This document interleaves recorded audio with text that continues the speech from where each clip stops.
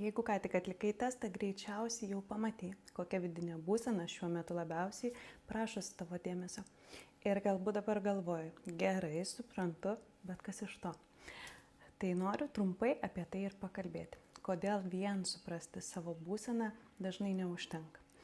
Kodėl jausmai vis sugrįžta ir kaip aš padedu žmonėm pradėti tikrą vidinį pokytį. Dažnai gali atrodyti, kad problema yra nerimas arba nuovargis, arba nuolatinė įtampa, o galbūt sunku pasitikėti savimi. Gal vis kartojasi tos pačios situacijos santykiuose, darbe, finansuose. Tačiau labai dažnai visa tai yra ne kažkokia tai problema, tai tiesiog signalas, kad tavo viduje yra kažkas, kas jau labai ilgai prašosi būti pamatyta. Nes emocijos niekur nedingsta vien dėl to, kad mes jas ignoruojam. Jos kaupiasi. Ir anksčiau ar vėliau pradeda kalbėti per mūsų kūną, savijautą ir gyvenimo situacijas. Na ir daugelis viską bando išspręsti protu, analizuoja save, skaito knygas, klausosi tinklalaidžių, žiūri motyvacinius vaizdo įrašus, sako savo, kad reikia paleisti. Bet vien suprasti dar nereiškia paleisti.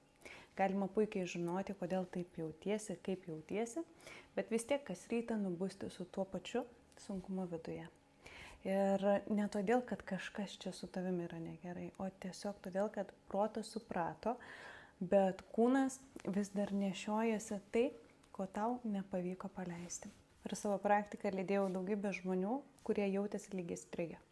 Išoriškai viskas lyg ir gerai, tačiau viduje neramu.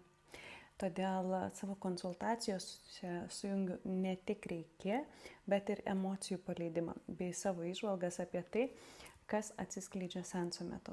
Todėl, kad man svarbu netrumpam pagerinti jūsų savijautą, man labai svarbu padėti žmogui grįžti į save. Štai todėl tai nėra tiesiog reiki seansas. Tai individuali konsultacija, kurioje susitinka reiki energija ir emocijų paleidimas. Jeigu konsultacija vyksta nuotoliniu būdu, tau nereikia nieko daryti, tiesiog palaukti, kol po seanso pasidalinu tuo, ką jaučiau, kokios emocijos, kokios temos atsiskleidė ir ką matau kaip kryptį tau. Jeigu konsultacija vyksta gyvai, visą procesą pereinam kartu, o po jo tiesiog aptariame, kas vyko. Ir čia nėra apie kažkokį tai kažko taisymą, remontavimą, tai viskas yra tiesiog apie grįžimą į save. Po konsultacijų žmonės dažniausiai nešneka apie stebuklus, ar ne? Jie sako apie tai, kad pasidarė lengviau išbūti su savim. Atsirado daugiau ramybės. Atrodo, kad pagaliau paleidau tai, ką nešiojausi labai ilgai.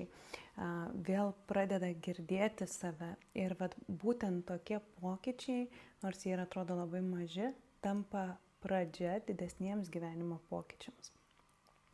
Ir tau nereikia jokio pasiruošimo, nereikia mokėti medituoti, nereikia suprasti, kaip veikia reiki.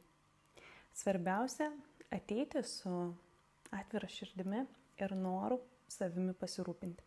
Visa kita, aš lydžiu tave ir per mano rankas, per mane teka ta energija ten, kur reikia būtent tau.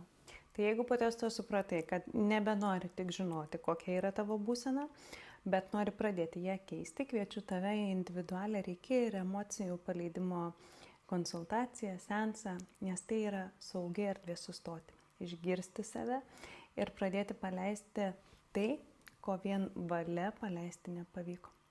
Galbūt svarstai, ar tai tikrai tau. Jeigu jauti tą vidinį kvietimą, tau pakanka.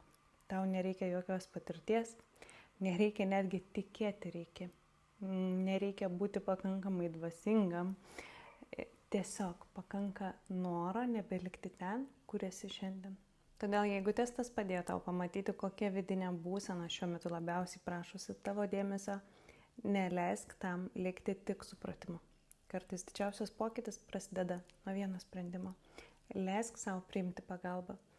Jeigu jauti, kad dabar yra laikas eiti giliau, tiesiog parašyk man ir suderinsime tau tinkamą laiką.